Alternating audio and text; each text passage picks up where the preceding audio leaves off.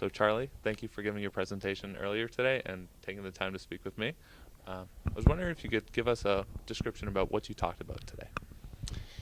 Yeah, so to get it even shorter than the 10 minutes, it's simply to recognize that the way our brains work is through stories. We process our experience through stories.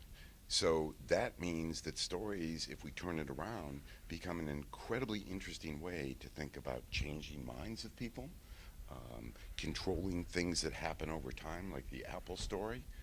So I just think it's this enormously powerful technology that people don't even recognize as a technology. And just one quick example that I'm sure substantiates my point. I'm sure recently you have read the Iliad and the Odyssey again because they're so current. But you know, the Iliad is all about this great hero, Achilles. But it isn't Achilles that wins the war. It's Odysseus. And the way he wins the war is by telling a story. This Trojan horse, we're leaving here as a sacrifice of the gods and we're going home. So even from the beginning of time, stories have been the most powerful thing out there. Great. Now, one thing I found interesting about your speech was you talked about how the ability to tell a story is an effective way for a company to bring attention to themselves and market their products or services better. Can you elaborate on how that's true? Sure.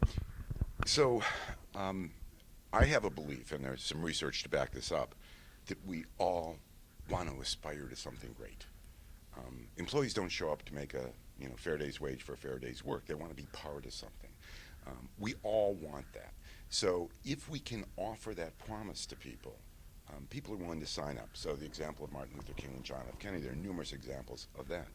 So looking at the inside of a company, if you create a compelling narrative for your employees, what's the vision that you're going after, something that's really exciting, people are just going to be so much more engaged and they're just going to bring so much more energy. And I believe that's ultimately the competitive advantage that a company has. It's not the technology, we can buy that or hire somebody who's got it. It's that level of engagement and connection that people have. So if you look at, let's say, the vision statements of the companies we would consider the most successful today, Google, Apple, Amazon, there's always the word world in their vision statement. So it isn't Google selling us ads, it's Google providing all the world's information at our fingertips. So this idea of an aspiration is really powerful. If we turn it around and we say, what about on the outside? All of us want to be part of something.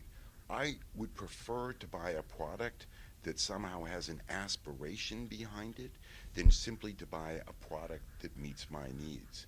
That's why I like doing things with Apple. I think Apple has an interesting aspiration.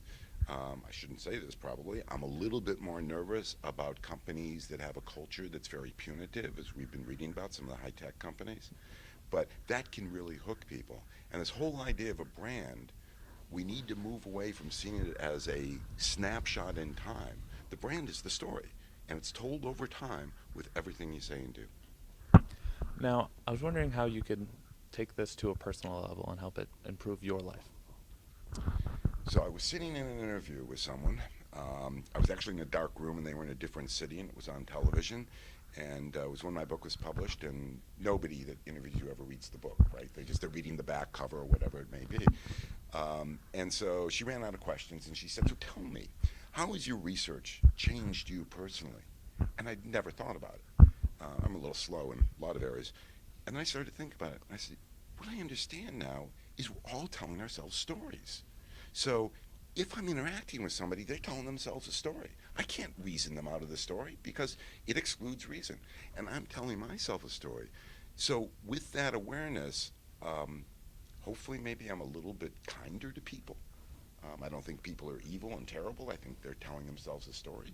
I think in politics today, what we're seeing are people telling different stories so that when the facts come along, they interpret them in different ways.